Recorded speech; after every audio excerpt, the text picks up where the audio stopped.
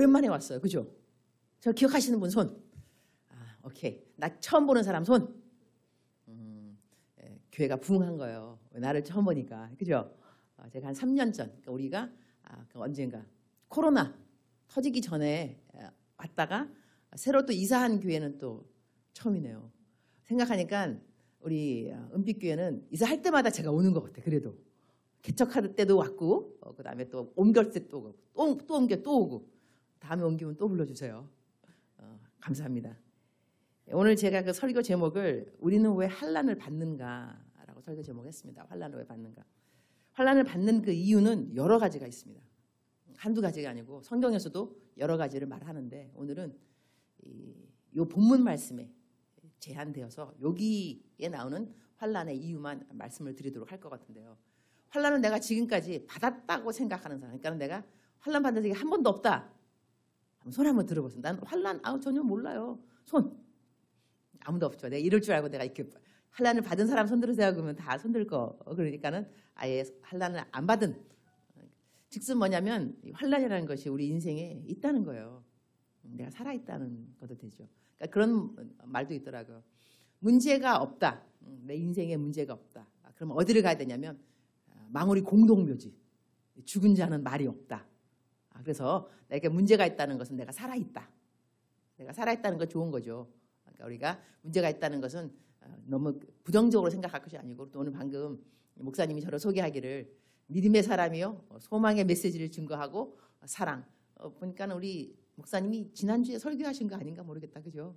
지난주에 설교하실 때 우리들이 믿음의 기도는 기도를 할 때 믿음의 기도를 해야 되고 믿음의 기도 하다 보면 소망이 생기고 사랑의 열매 맺는다는. 제가 목사님 설교를 잠깐 또 들었죠. 왜냐하면 내가 이 교회 올 거니까. 교회 올 거니까는 사람이 예의가 있죠. 그 교회 담임 목사님은 그 전주에 무슨 설교 하셨는가. 그다음에 또 내가 그 설교하시는 목사님하고 교회 방침이라든가 또한 원칙 이런 것을 혹시라도 이렇게 잘못하면 어떻게 되나. 그래서 제가 제가 가는 그 교회 목사님 설교를 들어보려고 하는 편입니다. 그래서 어저께 제가 딱 들으면서 우리 목사님 카랑카랑한 목소리와 빠른 속도의 설교와 조영기 목사님을 연상케 하는 그래서 내가 또 들으면서 이래서 우리 안성주 목사님 여러 군데 부흥회 초대를 받아서 나가시는구나. 제가 알고 있는데 초대 나가실 때 우리 또 사모님께서도 저에게 이렇게 잘 이렇게 사모님이 묵상을 꼬박꼬박 쓰시는데 남편 목사님 어디 설교 나가시고 그러면은 묵상에 올리시는 것 같더라고요. 오늘 남편 어디 설교하신다. 그래서 기도하는 사모님의 모습이겠죠. 그럼 저도 이제 보면서 오늘은 목사님이 어디에 설교하러 가시는구나. 그래서 또 저도 함께 이제 기도할 수가 있고. 하여튼 그래서 저는 우리 사랑하는 우리 은빛교회가 그냥 남의 교회 같지 않다는 걸 알고 계시죠. 사랑하는 멘티. 제가 멘토링 사역을 한 28년 한 것 같은데 제일 오래 한 멘티가 우리 조효진 사모님이 25년간 제 멘토링을 받은 것 같아요. 그래서 이게 올 때마다 꼭 어떻게 뭐랄까 사랑하는 딸이 있는 교회랄까 나보다 좀 딸 되기는 좀 있지만 그래도 그래서 그 친정 부모 같은 그런 마음으로 은빛교회로 오게 됩니다.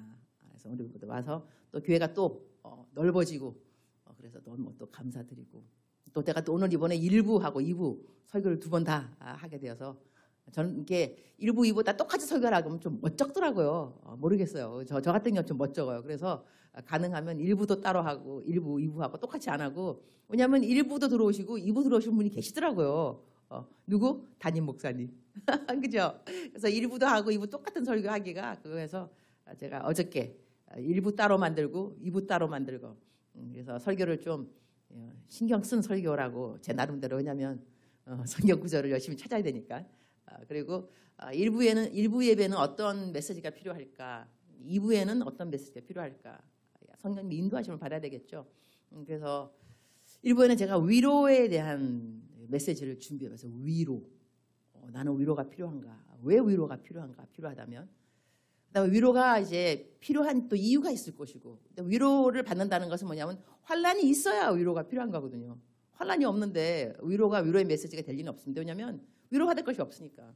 그러니까 위로의 하나님이란다는 것을 그러니까 1절부터 보게 한다면 1절에는 하나님이 위로의 하나님이다. 하나님은 위로의 하나님이다. 그러면 우리는 하나님에 대해서 배워가게 되어 있습니다. 이것을 일반 계시하고 특별 계시라는 말이 있는데요. 신학교 가게 되면 첫 번째 배우는 그 theology, 신학 그 개론 1번 그 배울 때 처음 들어가면 배우는 그 학과 과목이 뭐냐면요. 일반 계시, 특별 계시입니다. 저는 그래서 일반 계시하고 특별 계시가 뭐 똑같은 일반 계시는 뭐고 특별 계시 나는 일반 계시도 그냥 성경 말씀 생각을 했는데 그렇지 않더라고요. 들어가서 배워봤더니 일반 계시를 뭐를 일반 계시라고 하냐면 하나님을 알아가는 계시인데 성경 말씀이 아니고요. 자연을 보면서 사람을 보면서 그냥 평상시 생활 가운데서 느껴지는 하나님이 이래서 살아 계시는구나. 그래서 하나님에 대해서 배울 때 그걸 일반 계시라 그런다 그러더라고요. 하면 예화를 하나 든다면 어느 사람이 예수님 안 믿는 사람하고 예수님 믿는 사람하고 길을 가는데 당연히 예수님 믿는 사람은 전도하고 싶겠죠. 그래서 하나님은 살아계시다. 하나님이 이 땅을 지으시고 막 얘기하니까 안 믿는 사람이 하나님 봤냐. 보통 이제 하나님 안 믿는 사람이 하는 말은 뭐냐면 하나님 봤냐 이거 하나님 봤냐. 여러분이 하나님 본다면 다 죽을 수밖에 없습니다. 그걸 알고 계십니까? 그러니까 해 같은 경우도 해를 직접 눈으로 본다면 다 장님될 수밖에 없죠. 정말 해가 그대로 비쳐서 해 있는 그대로 우리가 보게 된다면 다 실명할 수밖에 없습니다. 그러니 하나님이란 분이 있다 하는데 그 하나님을 직접 우리가 보게 된다면 우리들에게 어마어마한 그 무서운 일이 생길 수도 있어요. 하나님이란 분은 그렇게 근접할 수 있는 분이 아니거든요. 하나님이라는 분. 그래서 그 사람이 하나님 봤냐? 이래서 말 아무 안 하고 그냥 잠을 이렇게 둘이서 텐트를 치고 잠을 자는데 말을 몰고 왔어요. 둘 다 어디 먼 여행을 가는 길이라서 아침이 됐는데 그 말이 말꼬삐를 풀고 돌아다닌 거예요. 그래가지고 그 설이 그 발자국이 있었던 거죠. 그러니까 이제 하나님 안 믿는 사람이 그러는 거죠. 아유 간밤에 말들이 뛰어다녔는가 보네. 그러니까는 하나님 믿는 친구 그 사람이 자기 당신 봤냐? 그러니까는 그걸 봐야 아는가? 발자국을 봐라. 말 발자국이 있으니까 고삐를 풀고 돌아다닌 거지. 말 발자국을 보면 모르겠느냐? 그러니까 하나님 믿는 사람이 뭐냐면 봐라. 너 직접 눈으로 안 봤지만 말 발자국 보면서 말이 뛰어다녔다고 말하는 거 아니냐. 마찬가지로 하나님을 볼 수 없지만 하나님의 솜씨, 하늘을 만들고 땅을 만들고 바다를 만들고 이러한 우주, 창조의 질서 이런 걸 볼 때 네가 하나님을 봤다고 하나님을 있다고 믿을 것이 아니라 하나님이 하신 일들을 봐라. 이렇게 이제 말을 했다. 이걸 일반 계시라 그러는 거죠. 보면서 자연을 보면서 그래서 예수님도 설교 말씀하실 때 공중 나는 새를 봐라. 백합을 봐라. 뭐 보라 그러면서 성경이 없는 말씀인데도 말씀하시면서 자연을 보면서 하나님에 대해서 증거하고 설명할 때가 있다는 것이죠. 이렇게 해서 이것을 일반 계시라고 합니다. 그런데 그럼 특별 계시는 뭐냐면 특별 계시가 바로 하나님의 말씀입니다. 성경 말씀, 기록된 말씀을 특별 계시라고 합니다. 우리가 하나님의 말씀을 읽으면서 하나님이 어떠한 분이다 이걸 이제 알게 된다는 것이죠. 그래서 하나님께서 특별 계시로 알려주신 하나님의 품성들이 있습니다. 하나님이 우리를 모든 것을 알고 계신다. 보고 계신다. 하나님은 심판하신다. 하나님은 들으신다. 이런 모든 품성들도 기록된 성경 말씀을 통해서 우리는 알게 되는 거죠. 하나님이 아시고 보시고 들으시고 심판하시고 다 성경에 쓰여있는 단어들이잖아요. 근데 오늘 성경 말씀에는 뭐라고 했는가니 하나님이 모든 위로의 하나님이시며 그러니까 하나님이 하나님의 자신을 특별 계시에 나타내신 나는 누구냐? 라고 말할 때 나는 위로의 하나님이다 라고 말씀하신다는 것이죠. 그러면 우리는 하나님을 알고 싶어 하니까 우리들의 삶 가운데서 위로가 필요할 때 위로를 만나게 되면 하나님을 만나게 되는 거야. 하나님은 이렇게 나를 위로하시는구나. 그래서 하나님 우리가 환난을 받는 이유 중에 하나는 뭐냐면 하나님을 찬송하기 위해서. 환난을 만나야 위로의 하나님을 만나고 위로의 하나님을 만나야 우리는 찬송을 하니까. 그래서 우리 오늘 성경 말씀 3절에 찬송하리로다가 먼저 나오는 거예요. 찬송하리로다. 왜 찬송하느냐? 하나님은 모든 위로의 하나님이시며 그러니까 우리가 살면서 하나님이 위로의 하나님이라는 걸 만나는 것이 중요한 게 뭐냐? 하나님이 누구신가를 기록된 말씀에 의해서 만나게 된다는 것입니다. 하나님이 누구야? 이렇게 말하면 하나님은 위로의 하나님이셔. 너 어떻게 알아? 내가 환난을 당해봤더니 하나님을 만났지. 이래서. 그럼 우리가 하나님을 만나는 환난, 그러니까 하나님이 위로의 하나님이라고 만나지게 할 수 있도록 이렇게 브리지, 다리 역할을 하는 통로 역할에 이 환난이라는 것이 있다는 것인데 그러면 환난의 종류는 또 여러 가지입니다. 한 종류가 아니고 환난의 종류는 여러 가지죠. 몸이 아파서 환난 들이는 사람이 있고 관계가 틀어져서 환난 들이는 사람이 있고 재정이 그야말로 바닥을 쳐서 환란이 되는 사람이 있고 환란의 종류는 여러 가지만 하지만 만나는 하나님은 똑같은 하나님이신 거죠. 근데 이렇게 하나님을 만나게 될 때 우리가 환란을 겪었으니까 하나님을 위로의 하나님을 만나게 되면 이 위로에 만나게 된 위로의 하나님이 어떻게 복음에 영향을 미치냐 하면 사람들하고 이야기할 때 이 공감대 형성을 갖게 합니다. 환란이 없는 사람은요. 환란이 있는 사람하고 이야기할 때 그러니까 환란이 있는 사람은 환란이 없는 사람하고 이야기할 때 그야말로 세상 말로 썰렁함을 느끼게 됩니다. 누가 와서 나 너무 힘들어 그러는데 그게 뭐가 힘들어. 내 인생이 힘든 거 한 번도 없어. 이러면 더 이상 얘기하고 싶다 안 하고 싶다. 얘기 안 하고 싶다. 말이 안 통하는 거예요. 나 지금 힘들다는데 뭐가 힘들다고 그래? 이렇게 말하면 누가 말하고 싶겠어요. 그때로 나는 한 개도 힘든 거 없는데 예수님 믿어. 그러면은 아유 내 환란도 모르는 그대가 뭐 나한테 뭐를 말하겠어. 이렇게 해서 나하고 벌써 일단 말하고 싶어는 이 대화, 이 커뮤니케이션에 이 장벽이 생긴다는 것이죠. 그래서 어떤 이런 말도 있어. 어느 사람이 자기 아들이 죽었어요. 아들이 죽었으니까는 큰 아들인데 너무너무 마음이 아픈 거죠. 그래서 상심하고 있는데 많은 사람들이 와서 위로합니다. 뭐 하늘 아들 천당에 갔어. 걱정하지 마. 더 좋은 곳에 갔어. 다 위로가 되는 말들이죠. 성경적으로. 그런데 그래서 이렇게 울고 있는데 어느 사람이 왔어요. 와가지고 손을 딱 잡으면서 아유 누구 엄마 나도 작년 이맘때 내 큰아들이 먼저 하늘을 갔어요. 딱 그 한마디. 내 아들도 하늘에 먼저 갔어. 이 한마디가 그렇게 위로가 되더라는 거예요. 그러니까 내가 지금 받은 가진 그 환란이 그 누군가의 마음을 오픈하고 함께 공감대 형성을 할 수 있는 그 도구가 된 건 사실이잖아, 그죠? 그래서 성경 말씀 우리한테 뭐라냐면 4절에 제가 읽어보도록 하겠습니다. 4절 그대로 읽으면 4절이 이렇게 나와 있죠. 우리의 모든 환란 중에서 우리를 위로하사, 우리의 모든 환란 중에서 우리 위로하사 우리로 하여금 하나님께 받은 위로로서 모든 환란 중에 있는 자들을 능히 위로하게 하시는 이시로다. 그러니까는 우리가 지금 본문 말씀 우리가 타이틀 제목이 우리는 왜 환란을 받는가? 그러면 첫 번째 답은 제가 성경적으로 한 것은 찬송하기 위해서 환란을 위로하신 하나님을 만났으니까 찬송하기 위해서 환란을 만나고 두 번째는 내가 이 환란 중에서 나를 위로하는 하나님을 만났으니 내가 환란 중에 있는 자들을 능히 위로하게 하기 위해서. 그러니까 내 환란이 있었으니까 남들을 위로하는데 이것이 도구가 되게 하기 위해서. 할렐루야. 그러니까 우리는 살아가면서요 모든 사람들에게 하나님을 나타내야 되는 사명이 있습니다. 우리 모두에게는. 그런데 그 하나님에 대한 품성 중에 하나가 환란 가운데 위로하신 하나님이라 했으니 내가 환란을 만났으니까 그 하나님을 배워가는 것입니다. 닮아가는 것입니다. 닮아가는 그 자체를 우리가 감사해야지 환란이 전혀 없기를 감사하기보다는 환란 때문에 만난 하나님이 있기 때문에 그 하나님을 증거할 수 있는 내가 자격을 갖추었다라고 생각하게 된다면 환란을 맞이하는 저희 태도가 좀 더 성경적이지 않을까 싶습니다. 그렇지 않으면 많은 사람들은요 그냥요 하나님 만나면 만사가 다 잘 되는 줄 알아요. 방금 우리 조성동 장로님 대표기도 하시면서 뭐라고 말씀하셨냐면 제가 기도를 아주 은혜롭게 잘 새겨 들었는데요. 우리가 그 안정된 거, 평강과 안정 이런 것만 추구하는 기도가 아니라 이런 걸 따라 사는 사람이 아니라 말씀을 따라가는 삶이 되도록 도와주세요. 이거 설교하셔도 됩니다. 장로님 설교하시면 되시겠어요.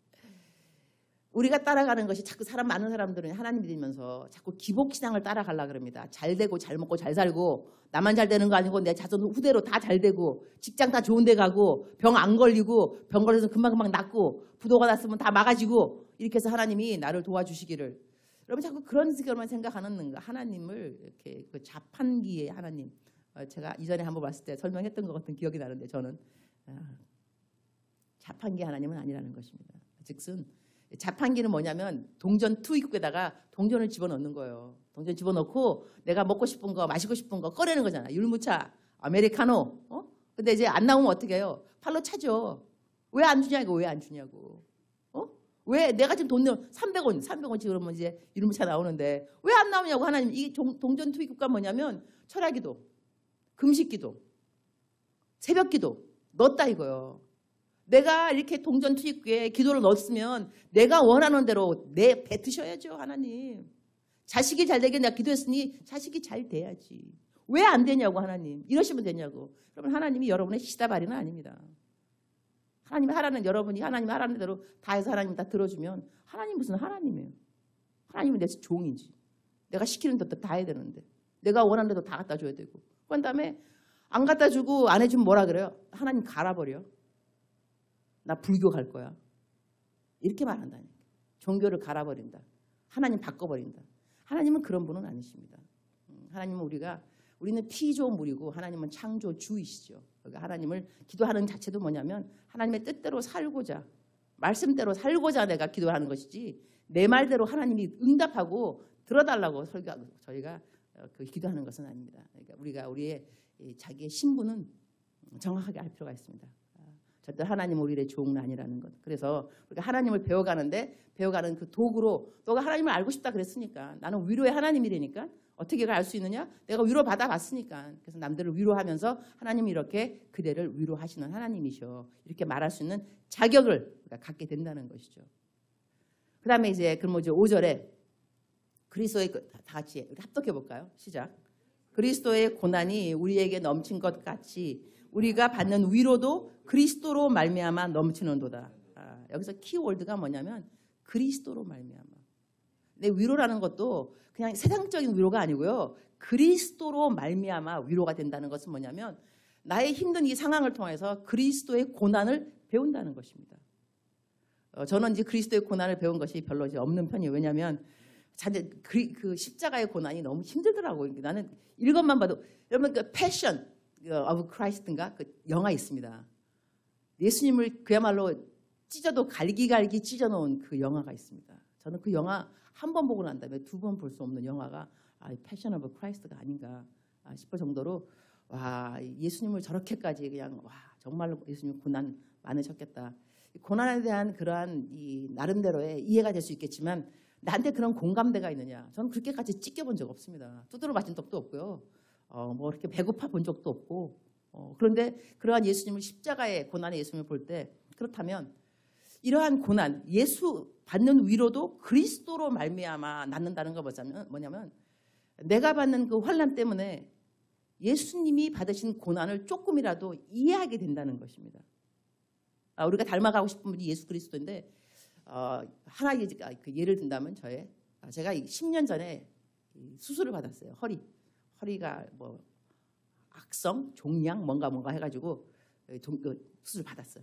그러니까는 수술 받고 아침에 수술을 깼는데 정말 이 목마르다. 사람이 목마르다는 것을 그 의사가 이제 뭐라 하냐면 간호사한테 절대로 물을 주면 안 된다. 절대로. 나는 이게 마취가 깼는데요. 너무 목이 마른 거. 그러니까는 물 한 모금이 아니라 그냥 거즈에다가 물 좀 뭉쳐가지고 물방울 그것만 해서 그냥 입술에 닿게만 해줘도 좋겠다. 근데 누가 이제 마침 이렇게 거즈에다가 물 해가지고 해주더라고요. 이렇게. 와, 그때 저는 예수님께서 십자가에서 목마르다. 이 목마름이 이런 목마름 비슷한 건가 보다. 주님이 근데 목마르다. 이렇게 하시면서 나를 사랑하셔서 그 목마름을 참아내셨구나. 그러니까 그 순간의 환난은 마취가 깨고 난 다음에 나의 고통은 이루 말할 수 없었지만 그 고통 때문에 나는 하나님의 사랑을 조금이라도 깨달은 거예요. 이렇게 목마른 목마름을 주님께서 나를 위해서 감당하셨다는 이것이 내가 그때 이렇게 목마른 경험이 없었더라면 그 하나님의 사랑을 그런 차원에서 접목할 수는 없었다는 것이죠. 그래서 그리스도로 말미암는 저희들의 위로. 그리고 또 이제 한 가지는 이 십자가를 생각하면요. 많은 분들은 그냥 고난만 생각하시면 되거든. 부끄러움도 함께 있습니다. 부끄러움. 예수님께서 공자셨기 때문에 성자셨기 때문에 그 그림에 발가벗은 모습으로 나타나지 않지만 원래 십자가의 죽음이 발가벗은 그 죽음입니다. 그러면 33살의 청년 남자가 십자가에 달려 올라갔는데 발가벗은 모습으로 달려 올라갔다. 상상할 수 없는 부끄러움이 아닐 수 없습니다. 괴로움도 괴로움이지만 가시면류관의 아픔도 그것이지만 수치도 이루 말할 수 없는데 그러면 예수님은 왜 그러한 환난, 고난, 수치, 부끄러움을 감수하셨을까? 제가 요즘은 살고 있는 것이 좀 목동 끝에 신월동 그쪽에 살고 있는데, 이전에는 제가 어디서 살았냐면 그 게스트하우스가, 그러니까 제가 아프리카에서 왔을 때 선교사니까 집이 없잖아요. 집이 없으니까는 게스트하우스 그냥 내어주는 곳에 제가 가서 묵게 되어 있습니다. 한동안 묵었던 게스트하우스가 용산이었습니다. 신용산. 거기였는데 지금은 이제 거기가 없어졌어요. 없어졌지만 이전에는 거기가 뭐가 있었냐면, 제가 설교 예배를 마치고 집에 올 때 밤 늦게 들어옵니다. 밤 철야 예배하고 그러면 11시 반, 12시 그래서 막 차를 탄다거나, 그래서 지하철에서 내려서 내 집까지 오는 거기가 거기 그 동네가 거리 그 뒷골목이었는데, 저는 몰랐어요 거기가 어떤 곳인지. 그러니까 밤에 늦게 오니까 알게 된 거죠. 핑크빛, 나는 그러니까 정육점인 줄 알았어요. 옛날에 왜 정육점은 핑크빛이었거든요. 기억 안 나십니까 여러분들? 요즘은 다 마트에 가면 핑크빛이 아닌데, 옛날에 정육점은 핑크빛이었는데, 거기에 앉아 계신 어느 여자분이 머리를 길게 마네킹 너무 예뻐요. 그러나 오면서도 이상한 거예요. 저기서 여자가 앉아 있냐 이 밤에. 그 나중에 제가 미장원에 갔더니 미장원 원장님이 하시는 말씀이, 거기가 어디냐면 이제 몸 파는, 거기가 용산 그쪽에 미군 부대 아마 거기 있었던 거 잘 모르겠어요. 저는 재미교포니까 한국을 잘 모릅니다. 뭐 정서도 잘 모르고 어떨 때는. 하여튼 그런데 그 이제 미장원을 갔는데 나랑 같이 이제 옆에 앉아 계신 아가씨가 있었어요. 저는 그때 어디 가야 되냐면 그 저녁에 설교하러 가야 되기 때문에, 요즘은 이렇게 화면빨이 좀 좋아야 돼. 화면 영상 뜨니까. 그래서 머리 좀 이쁘게 하려고 미장원에 갔던 거예요. 갔는데 앉아 있는 옆에 있는 여자분은 이제 이제 직장 가는 거죠. 밤 일하러 앉아 있어요. 둘이 같이 거울을 보고 있는 거예요. 하나는 설교하러 가는 여자 목사, 하나는 어디 딴 일하러 가시는. 그래갖고 둘이 같이 거울을 보고 있는데, 만약에 그때 제가 옆에 있는 그분한테, 저는요 여자 목사인데요, 그대는 뭐 하시는 분이세요? 내지는 그런 다음에, 하나님 믿으세요? 하나님은 당신을 사랑하세요? 이렇게 말하면 여러분 그분의 반응이 어떠리라고 생각하세요?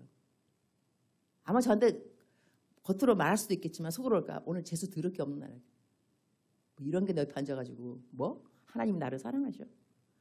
너는 내 인생을 모르지. 내가 왜 일을 하는지. 내가 일을 안 하면 내 동생들이 학교를 못 가고, 병나신 아버지가 병원비 치료도 없고, 너 내가 이거 하는 거 좋아서 하는 거 같아? 뭐 내지는 네 얼마나 부끄러운 줄 알아? 내가 정말 이 일하는 걸 내가 좋아하겠냐고. 물론 좋아하시는 분도 있을 수 있겠지만, 하지만 그때 그분들의 마음속에는 부끄러움 내지는 수치감이 있을 수 있어요. 그런데 그런 거 별로 없어 보이는 여자 목사가 하나님 당신을 사랑한다 그럴 때 그 마음속에 오는 저항감과 반박, 그다음에 공감대 형성 없음. 그런데 예수님께서는 그러한 분들에게 말할 수 있죠. 내가 왜 너의 수치를 몰라? 내가 왜 너의 부끄러움을 모르겠니? 나 십자가에 달려서 죽었어. 내 나이 33살이었어. 발가벗은 몸이었어. 내가 얼마나 수치스럽겠어. 그러한 내가 왜 너에게 공감대 형성이 없겠니? 나는 너를 알아. 너를 이해해. 이럴 때 그 사람의 마음 가운데, 나를 이해하는 사람이 이 땅에 누군가 있구나. 내가 당한 그 수치를, 이 부끄러움을 알아주는 사람이 있구나 할 때 예수님을 만날 수 있다는 것이죠.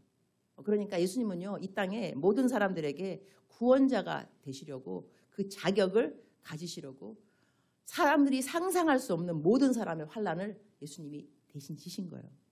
그래서 예수님은 말씀할 수 있어요. 나는 너를 알아. 나는 너의 환난은 내가 안다고. 아무도 몰라도 나는 너를 안다고. 이렇게 말씀할 수 있는 자격은 주님에게 있습니다. 그래서 우리들이 지금 받고 있는 환난이 어떠한 종류라 할지라도 나만 겪는 것 같고, 하나님도 모르실 것 같고, 나를 알아주는 사람 아무도 없을 것 같다는 그 생각 자체가 마귀의 괴계입니다. 마귀는 우리한테 말할 때 너의 상황이 가장 악해, 가장 부끄럽고 가장 처절하고, 그렇게 너의 당한 그건데 너처럼 그렇게 아픈 사람도 없고 그러한 너를 이해할 수 있는 사람도 아무도 없다는 거야. 이렇게 말을 하는데 그렇지 않습니다. 예수님께서 당하신 환난은 우리로 하여금 우리가 받는 위로도 그리스도로 말미암아, 내가 받는 이 환난을 주님 것과 내가 비교할 수 있다 한다면 주님으로부터 말미암는 위로가 임한다는 것이죠.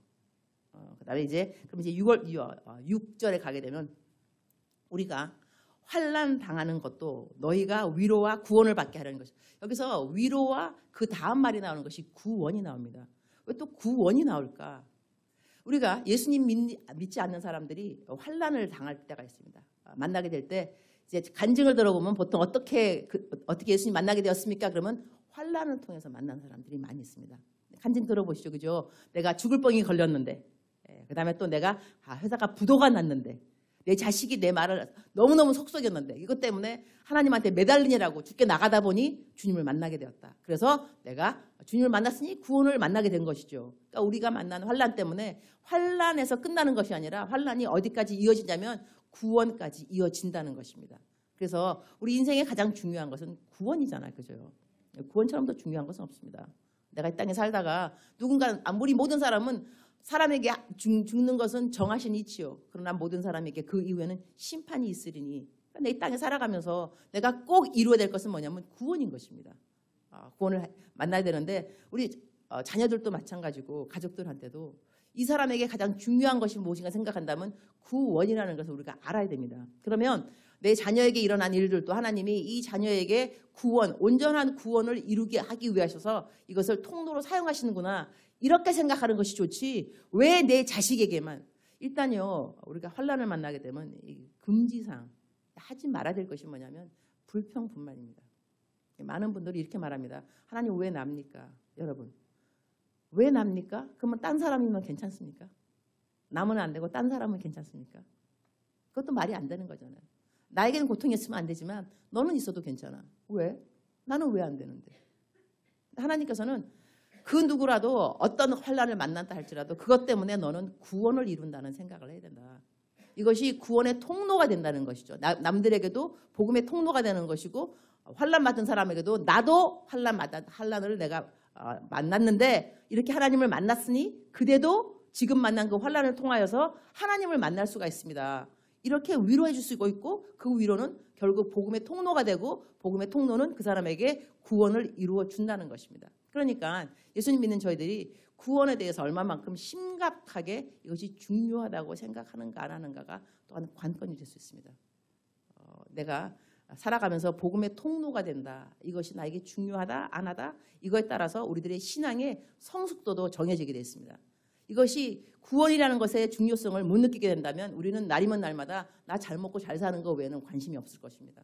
내가 기도하고 또 기도해서 내가 잘 되고 또 잘 되고 또 잘 되고 거기 외에는 관심이 없는데 하나님께서 우리들에게 정말 관심을 갖게 원하시는 부분은 구원입니다. 우리 모든 사람들은 사명을 갖고 있습니다. 제가 이제 2부 11시 설교에는요. 복음에 대해서 왜 이 복음을 증거하는 것이 하늘나라에 받은 상하고 상관이 되는가.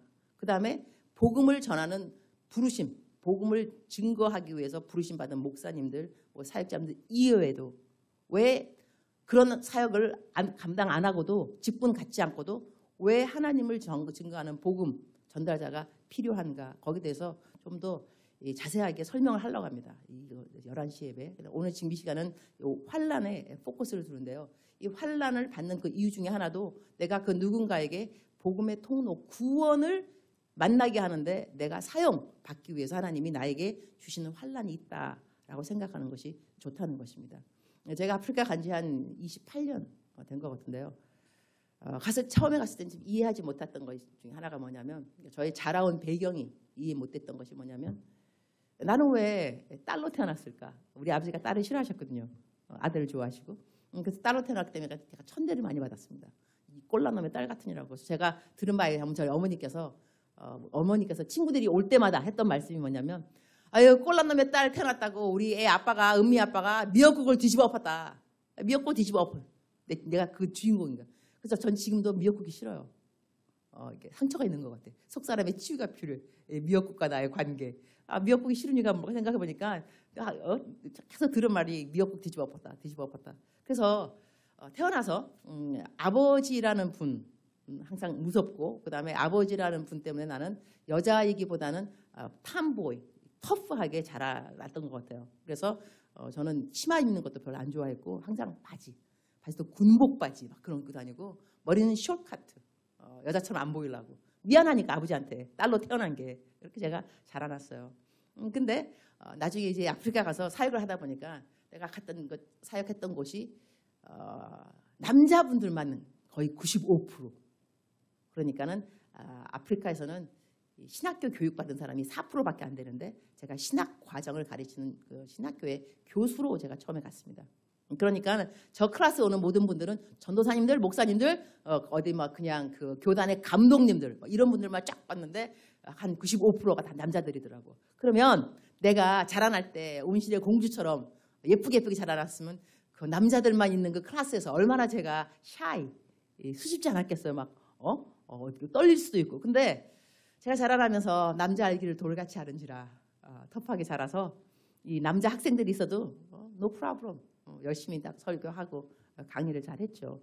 그때 제가 느낀 것은 하나님께서 내가 자라나는 내 배경들을 이렇게 복음의 도구가 하는데 effective, 효과적으로 할 수 있게끔 세팅을 해주신 것이 나의 배경이구나.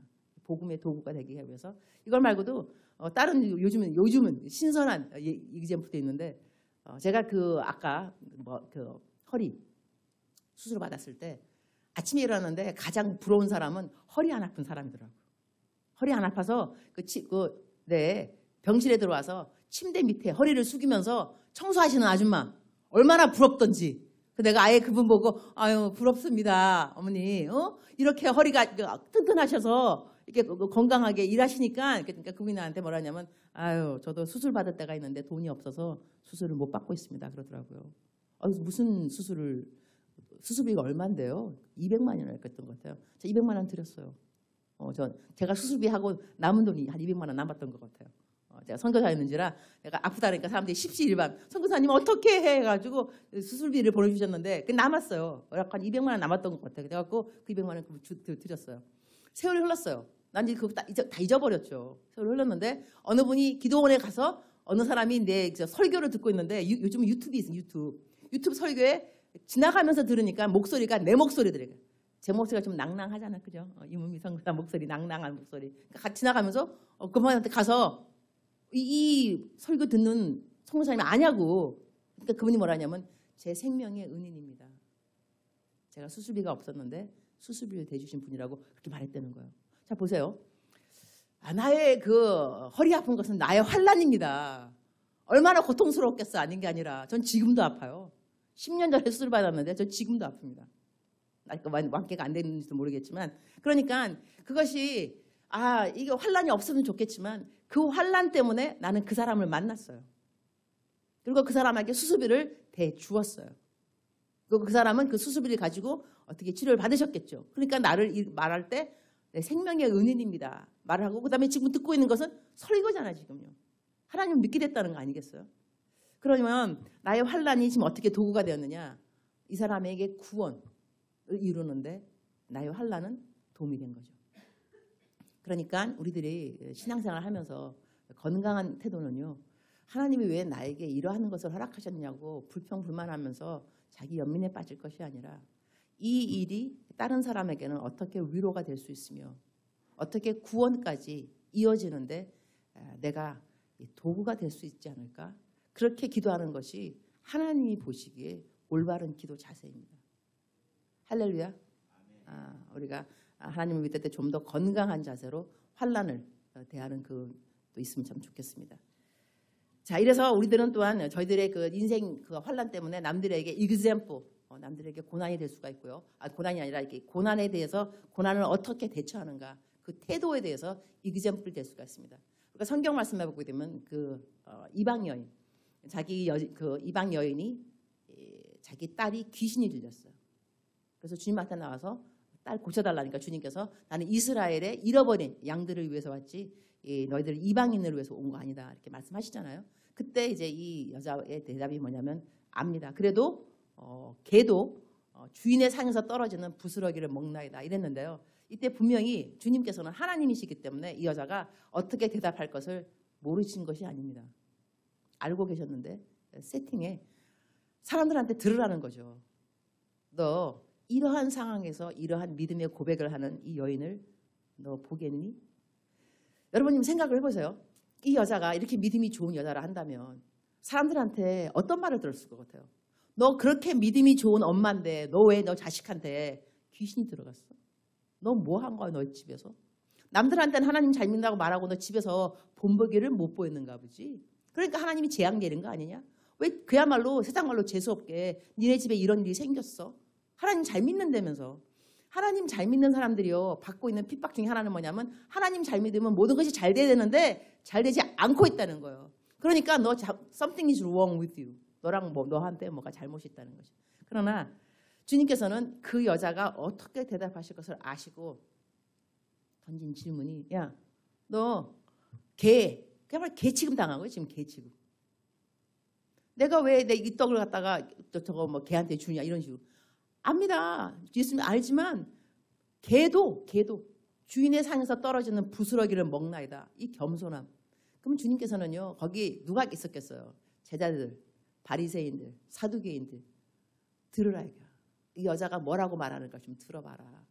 고백이 얼마만큼 겸손하며 얼마만큼 하나님을 더 높이 찬양하고. 그러니 저희들이 어려운 일을 당할 때 환난을 주신 이유가 뭐냐면 어쩌면 환난 받는 그 사람은요 하나님께서 선택한 사람입니다.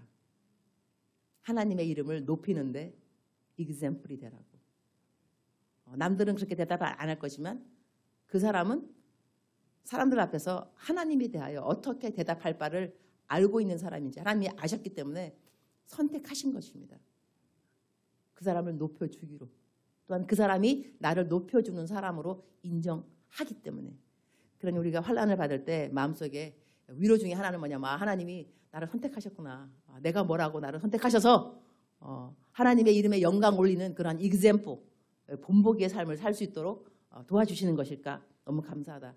여러분 어차피 우리 인생이라는 것은요. 이 땅에서 잘 먹고 잘 사는 것도 중요하고 그리고 다 잘 되는 것이 중요합니다. 왜 안 중요하겠어요. 그리고 어느 부모가 우리 자식들이 잘 못 되는 걸 원하겠어요.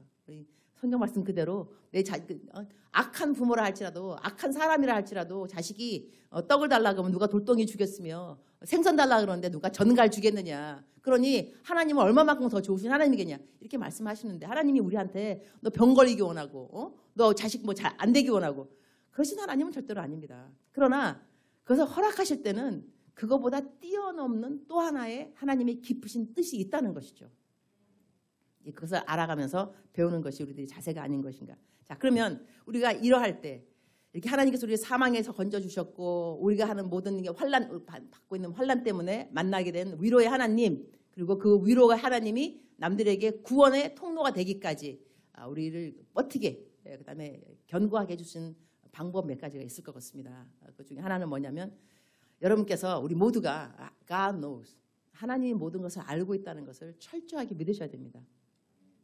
하나님의 품성 중에 저는 이제 제가 사역한 지 한 33년 되는 것 같습니다.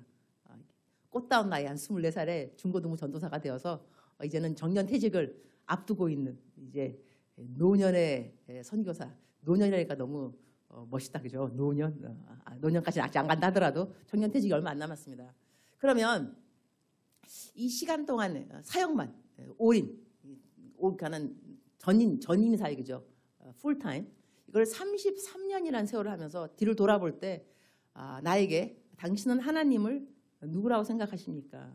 하나님의 품성에 대해서 물어본다 한다면 저는 사실 하나님을 위로의 하나님은 저는 그렇게 많은 것 같지는 않습니다. 저는 위로받을 일이 별로 없는 사람 중에 하나입니다. 그냥 무슨 일이 생기면 그렇거려니 성격이 좀 그렇기도 하고 하나님이 주신 은혜기도 하고 그러니까 위로의 하나님을 만나기보다는 God knows 아시는 하나님 모든 것을 아시는 하나님. 저는 억울한 일은 꽤 당한 것 같습니다. 억울하고 뭐 뒤에 모함도 당하고 뭐라 그러고 말도 안 되는 말 들은 것 같기도 하고 막 속이 막 뒤집어지고 하지만 그럴 때마다 이겨낼 수 있었던 하나님이 견고하게 저를 지켜주셨던 그 일 중에 그 하나님의 품성 중에 하나는 God knows 하나님은 아세요. 하나님은 모든 것을 알고 계십니다. 그런데 우리 모든 사람들은 하나님 앞에 서게 되어 있습니다. 사람 앞에 서는 것이 아니라 하나님 앞에서 모든 사람은 자기의 일을 짓고 하게 되리라. 다른 사람들의 일을 짓고 하는 것이 아니라요. 나의 일을 짓고 하게 되어 있습니다. 그러니까 하나님 나를 아시니까. 그러니까 여기서 이 무서운 말씀 사실 뭐냐면요. 하나님이 모든 것을 아신다는 것이 기쁨이 돼야 되지 이것이 두려움이 되면 안 됩니다. 하나님이 모든 것을 알기 때문에 마음이 편안해야 되지. 사람들은 모르는데 하나님 알고 있어. 무슨 죄 같은 거, 은밀한 죄. 사람들은 몰라요. 하나님 아신다니까. 이것이 뜨끔하게 된다면 이러한 뜨끔, 그래서 하나님은 모든 걸 알고 계셔. 이것이 두려움으로 오는 말씀보다는 위로가 됐으면 좋겠습니다. 하나님도 알고 계시니까. 사람들이 몰라서 나를 오해하고 또 뒤에 가서 딴 말하고 나는 모함받고 뭐 이런 게 억울한다 할지라도 하나님은 아시니까 괜찮고, 그리고 하나님이 아시는 하나님이라는 것은 뭐냐면 보시는 하나님이십니다. 모든 사람을 보고 계십니다.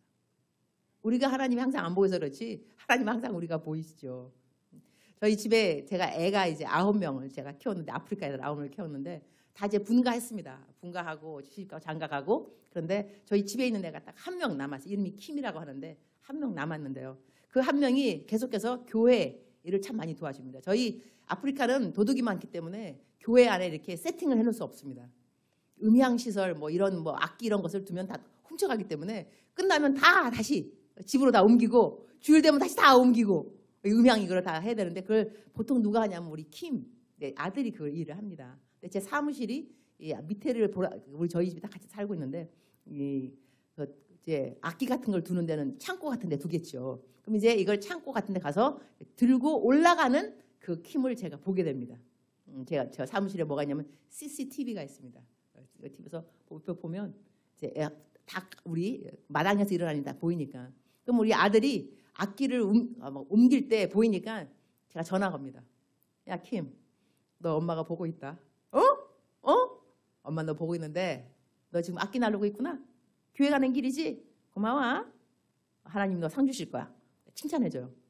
근데 그러한 나를 보면서 일반 계시인 거예요. 일반 계시. 느껴지는 건 하나님이 나를 보고 계시는구나. 인간인 나도 내 집에 CCTV 하나 있는 거 그거 가지고 다 보인다니까요. 근데 일하는 이들은 몰라요. 마당에서 일하는 뭐 일꾼들이라든가 뭐 다 모르는데 나는 다 보이니까 어떨 때는 일 안 하고 자기들끼리 막 얘기하고 있습니다. 또 전화가. 너 일 안 하고 지금 놀고 있지? 나 다 보고 있어. 이럴 때 그 깜짝 놀라는 그 모습들은 얼마나 귀여운지 몰라요.